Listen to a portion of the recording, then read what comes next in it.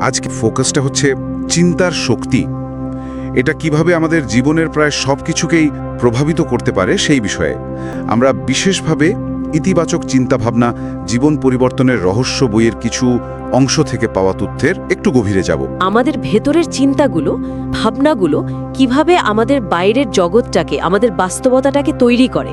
হ্যাঁ, আর শুধু তাই না, জীবনটাকে আরো ভালো করার জন্য একটা পজিটিভ মানসিকতা বা ইতিবাচক ভাবনার জগৎ তৈরি করার কিছু বেশ সুনির্দিষ্ট ব্যবহারিক কৌশলের কথাও এখানে বলা হয়েছে।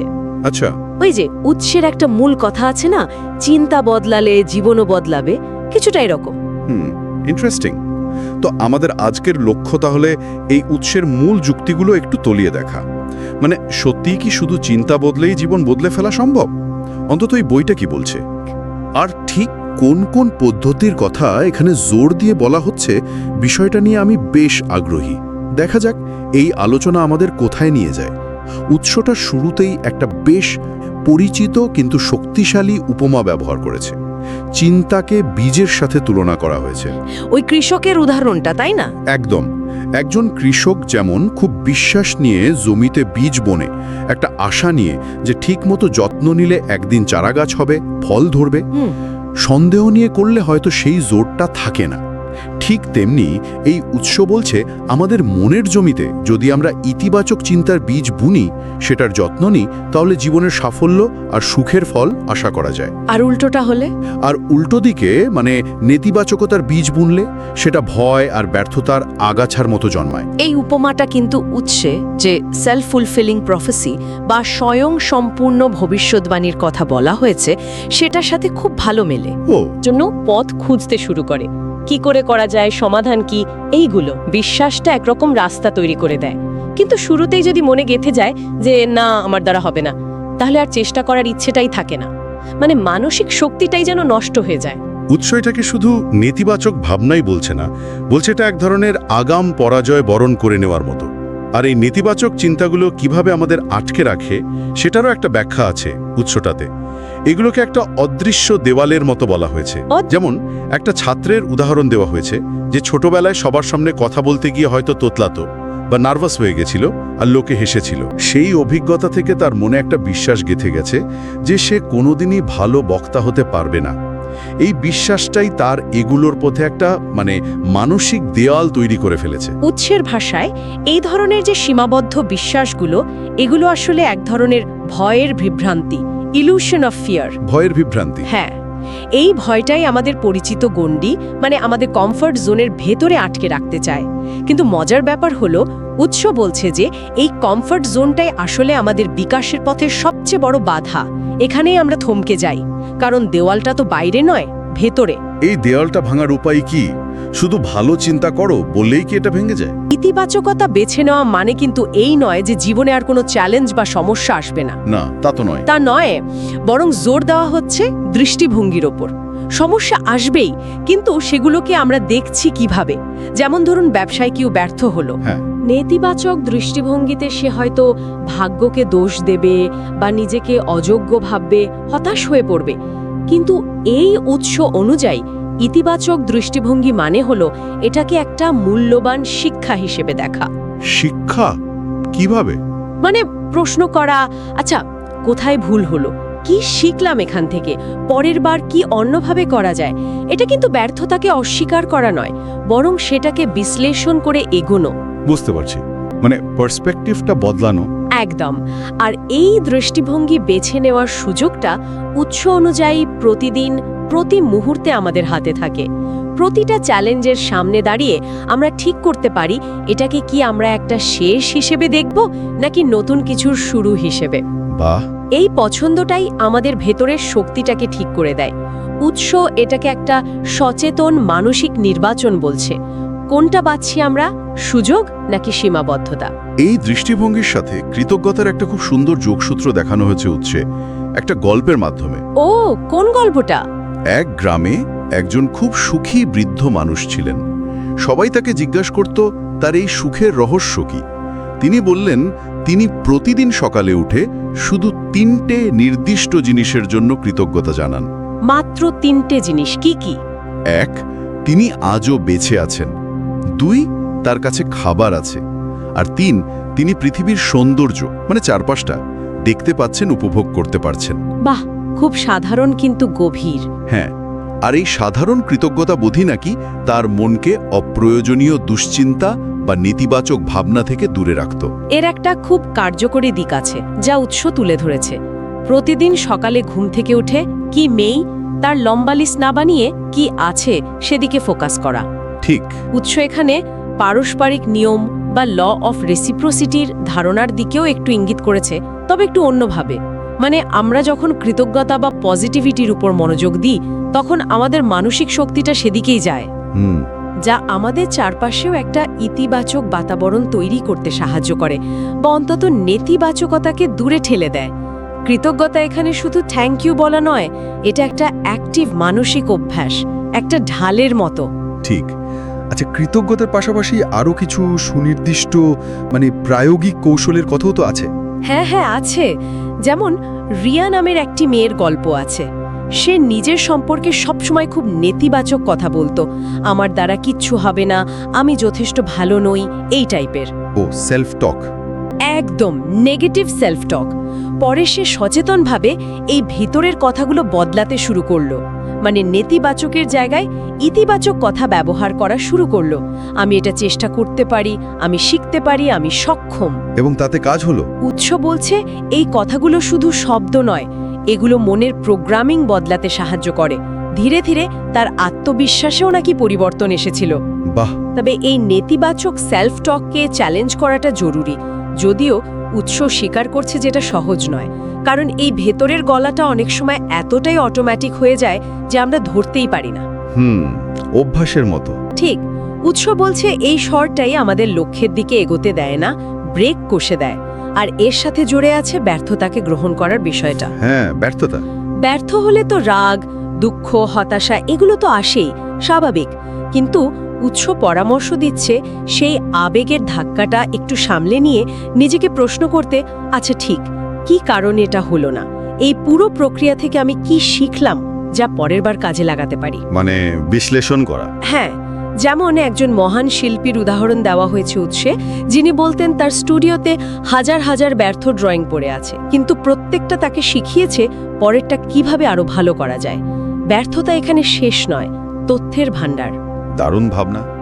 ব্যর্থতা থেকে শেখা আর তারপরও লেগে থাকা, এই যে অধ্যাবসায়, এটার উপর উৎসটা বেশ জোর দিয়েছে মনে হলো। হ্যাঁ, খুবই। রাহুল নামের একটা ছেলের গল্প আছে।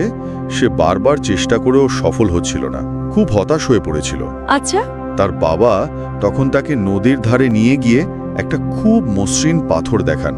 বলেন, দেখ, এই যে জলের ধারা অবিরাম পড়তে পড়তে এই কঠিন পাথরটাকেও কেমন মসৃণ করে দিয়েছে।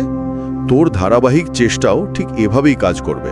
বাহ, খুব সুন্দর উপমা। হ্যাঁ, আর ভিনসেন্ট ভ্যান গগের কথাও এসেছে, যিনি তার জীবদ্দশায় মাত্র একটা ছবি বিক্রি করতে পেরেছিলেন, তবুও তিনি আঁকা থামাননি। ভাবা যায়। অধ্যবসায় মানে এখানে শুধু জেদ নয়, বরং শেখার আগ্রহ নিয়ে চালিয়ে যাওয়া। এখানেই উৎস দুটো ভিন্ন মানসিকতার ধারণা সামনে এনেছে, খুব গুরুত্বপূর্ণ। একটা হলো ফিক্সড মাইন্ডসেট আর অন্যটা গ্রোথ মাইন্ডসেট। ফিক্সড আর গ্রোথ মানে? ফিক্সড মাইন্ডসেট মানে হলো সেই বিশ্বাস যে আমাদের ক্ষমতা, প্রতিভা এগুলো মোটামুটি স্থির, জন্ম থেকেই যা পাওয়ার পেয়েছি, তাই ব্যর্থতা মানে আমি যথেষ্ট যোগ্য নই।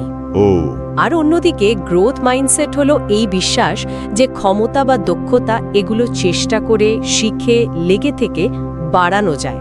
ব্যর্থতা মানে এখনো শিখতে বাকি আছে, এটা শেখার একটা সুযোগ। আচ্ছা আচ্ছা। দশরথ মাঝির গল্পটা এই গ্রোথ মাইন্ডসেটের একটা চরম উদাহরণ হিসাবে ব্যবহার করা হয়েছে। স্ত্রীর মৃত্যুর পর একা মানুষটা 22 বছর ধরে শুধু ছেনি হাতুড়ি দিয়ে পাহাড় কেটে রাস্তা তৈরি করলেন। অবিশ্বাস্য। এটা শুধু ইচ্ছা শক্তি নয়, এটা হলো ওই গভীর বিশ্বাস যে চেষ্টা করলে অসম্ভবকেও সম্ভব করা যায়, পরিস্থিতি বদলানো যায়। উৎস বলছে এই বিশ্বাসটাই অধ্যবসায়ের আসল জ্বালানি। দারুণ। অধ্যবসায়ের পাশাপাশি আত্মবিশ্বাস বাড়ানোর জন্য কল্পনা বা ভিজুয়ালাইজেশনের কথাও তো বলা হয়েছে। হ্যাঁ, বলা হয়েছে। ওই রাহুলের গল্পেই আছে। ও হ্যাঁ, ঠিক। রাহুলের বাবা তাকে রাতে ঘুমানোর আগে সে যা হতে চায় সেই লক্ষ্যটা পাওয়ার দৃশ্যটা মনে মনে খুব স্পষ্টভাবে কল্পনা করতে বলেছিলেন। রাহুল নিজেকে একজন সফল ব্যবসায়ী হিসাবে ভাবতে শুরু করে। দেখতে শুরু করে। উৎস অনুযায়ী এই নিয়মিত কল্পনা তাকে শুধু স্বপ্ন দেখায়নি, বরং সেই সাফল্যের অনুভূতিটা তার কাছে এতটাই বাস্তব মনে হতে শুরু হয়েছিল যে তার মধ্যে কাজটা করার আত্মবিশ্বাসও জেগে ওঠে। ভিজুয়ালাইজেশনের শক্তিটা এখানেই। উৎস যেভাবে ব্যাখ্যা করেছে আর কি, যখন আমরা কাঙ্ক্ষিত ফলাফলটা শুধু ভাবি না, বরং সেটাকে যেন পঞ্চেন্দ্রিয় দিয়ে অনুভব করার চেষ্টা করি, দেখতে কেমন লাগবে, শুনতে কেমন লাগবে, গন্ধটা কেমন হবে, তখন আমাদের মস্তিষ্ক সেই অবস্থাকে পরিচিত বলে ধরে নেয়। মানে ব্রেনকে আগে থেকে তৈরি করা। অনেকটা তাই। এটা স্নায়ুপথ তৈরি করে, যা আমাদের লক্ষ্য অর্জনের জন্য দরকারি পদক্ষেপ নিতে সাহস যোগায়, আত্মবিশ্বাস দেয়। মন যখন সাফল্যের একটা ব্লুপ্রিন্ট দেখে ফেলে, শরীরও তখন সেটা অনুসরণ করে। ইন্টারেস্টিং। আচ্ছা, সবশেষে উৎসটা পরিবর্তনের জন্য 3টে খুব সহজ কিন্তু শক্তিশালী দৈনন্দিন অভ্যাসের কথা বলেছে, রাকেশ নামের একটা ছেলের গল্পের মাধ্যমে। হ্যাঁ, রাকেশের গল্পটা, সে খুব অস্থির, খিটখিটে স্বভাবের ছিল, তাই না? হ্যাঁ, সে একজন গুরুর কাছে গিয়েছিল সমাধানের জন্য। গুরু তাকে খুব বড় কিছু নয়, 3টি ছোট ছোট কাজ নিয়মিত করতে বলেন। প্রথমত, সকালে ঘুম থেকে উঠে আয়নার সামনে দাঁড়িয়ে কিছু ইতিবাচক প্রতিজ্ঞা বা অ্যাফার্মেশনস বলা। যেমন আমি শান্ত, আমি আত্মবিশ্বাসী, আমি সক্ষম, আমি অদম্য, এই ধরনের কথা। আচ্ছা, পজিটিভ অ্যাফার্মেশনস। আর দ্বিতীয়টা? দ্বিতীয় পদক্ষেপটা ছিল ইতিবাচক প্রভাব বলয় তৈরি করা, মানে পজিটিভ ইনফ্লুয়েন্স। গুরু একটা জলের গ্লাসের উপমা দিয়েছিলেন। জলের গ্লাস? হ্যাঁ, একটা গ্লাসে যদি নোংরা জল থাকে আর তাতে যদি ক্রমাগত পরিষ্কার জল ঢালা হয়, তাহলে কি হবে? একসময় সব নোংরা জল উপচে পড়ে গিয়ে গ্লাসটা পরিষ্কার জলে ভরে যাবে। বাহ, সুন্দর উপমা। তেমনি আমাদের মনেও যদি আমরা নিয়মিত ভালো জিনিস প্রবেশ করাই, ভালো বই পড়ি, অনুপ্রেরণা দেয় এমন কিছু শুনি, যারা আশাবাদী তাদের সাথে মিশি, তাহলে মনের নেতিবাচকতা ধীরে ধীরে কমে আসে। মানে সচেতনভাবে পজিটিভ ইনপুট নেওয়া আর নেগেটিভগুলো এড়িয়ে যাওয়া। একদম। আর তৃতীয় পদক্ষেপটা ছিল মাইন্ডফুলনেস বা মননশীলতার অনুশীলন। মাইন্ডফুলনেস মানে সচেতনভাবে বর্তমান মুহূর্তে মনোযোগ দেওয়া। গুরু রাকেশকে বলেছিলেন প্রতিদিন অন্তত 10 মিনিট একটু স্থির হয়ে বসে নিজের স্বাভাবিক শ্বাস-প্রশ্বাসের দিকে মনোযোগ দিতে। ও, মেডিটেশনের মতো। অনেকটা। যখনই অন্য চিন্তা মাথায় আসবে, সেটাকে জাস্ট খেয়াল করে আবার আলতো করে মনোযোগটা শ্বাসের দিকে ফিরিয়ে আনা। উৎস বলছে এই সাধারণ অভ্যাসটা মনকে শান্ত করতে, উদ্বেগ কমাতে আর বর্তমানের উপর নিয়ন্ত্রণ বাড়াতে দারুণ সাহায্য করে। এই 3টে ছোট ছোট অভ্যাস, ইতিবাচক প্রতিজ্ঞা, ইতিবাচক প্রভাব বাড়ানো আর মননশীলতার চর্চা, এগুলো হয়তো আলাদা আলাদা করে দেখলে খুব সাধারণ মনে হতে পারে। হ্যাঁ, তাই তো। কিন্তু উৎস জোর দিচ্ছে এদের একসাথে এবং নিয়মিত করার উপর, মানে কনসিস্টেন্সি। সময়ের সাথে সাথে এগুলো আমাদের ব্রেনের ওয়্যারিংয়ে পরিবর্তন আনে, যা মানসিকতায় একটা বড়সড় বদল ঘটাতে পারে। মানে এটা কোনো ম্যাজিক নয়, অভ্যাস। একদম। উৎসের মূল সোরটাই হলো ইতিবাচক মানসিকতা কোনো একদিনের ব্যাপার বা জাদু নয়, এটা একটা দক্ষতা যা চর্চা করে অর্জন করতে হয়। রাকেশের জীবনেও তো এই ছোট কিন্তু নিয়মিত অভ্যাসগুলোই ধীরে ধীরে শান্তি এনেছিল। পরিষ্কার। তাহলে এই উৎসের গভীরে গিয়ে আমরা যে মূল নির্যাসগুলো পেলাম, প্রথমত আমাদের চিন্তা শুধু ভাবনাই নয়, তা আমাদের অভিজ্ঞতা এবং বাস্তবতাকে তৈরি করতে দারুণভাবে সক্রিয়। ঠিক। দ্বিতীয়ত, জীবনের চ্যালেঞ্জগুলোকে আমরা কিভাবে দেখছি, ব্যর্থতা হিসেবে নাকি শেখার সুযোগ হিসেবে, সেই দৃষ্টিভঙ্গিটা বেছে নেওয়ার ক্ষমতা কিন্তু আমাদের হাতেই। একদম। তৃতীয়ত, কৃতজ্ঞতা, positive self talk, visualisation, mindfulness, এগুলো শুধু সুন্দর সুন্দর কথাই নয়, এগুলো মানসিকতাকে বদলানোর জন্য বেশ কার্যকর কৌশল। আর সবকিছুর সাথে দরকার অধ্যবসায়, মানে লেগে থাকা। আর উৎসের সেই মূল বার্তাটা, আপনি সেটাই হন যেটা আপনি নিয়মিত ভাবেন। এই ধারণার ওপর ভিত্তি করে শেষ একটা প্রশ্ন বা ভাবনা মনে আসছে। বলুন। আজ যে এতগুলো ছোট ছোট অভ্যাসের কথা আমরা আলোচনা করলাম, হতে পারে সেটা কয়েক মিনিটের জন্য কৃতজ্ঞতা বোধ করা, বা হয়তো একটা নেতিবাচক চিন্তাকে সচেতনভাবে চ্যালেঞ্জ করা, অথবা দিনে একবার নিজেকে ভালো কিছু বলা। এগুলোর মধ্যে থেকে যে কোনো একটা, খুব ছোট একটা কিছু নিয়ে কি একটু ব্যক্তিগত পরীক্ষা নিরীক্ষা শুরু করা যেতে পারে? মানে নিজে চেষ্টা করে দেখা। হ্যাঁ, শুধু একটা ছোট চিন্তার অভ্যাসের উপর যদি কয়েকটা দিন মনোযোগ দেয়া যায়, তাহলে আমাদের দৃষ্টিভঙ্গিতে কি কোনো পার্থক্য আদৌ চোখে পড়ে? এটা হয়তো নিজের চিন্তার জগৎটাকে আরও একটু কাছ থেকে দেখার, বোঝার একটা সুযোগ করে দিতে পারে। দারুণ একটা চিন্তার খোরাক দিয়ে শেষ করলেন। নিজের উপর ছোট ছোট পরীক্ষা চালানো, দেখা যাক কি হয়।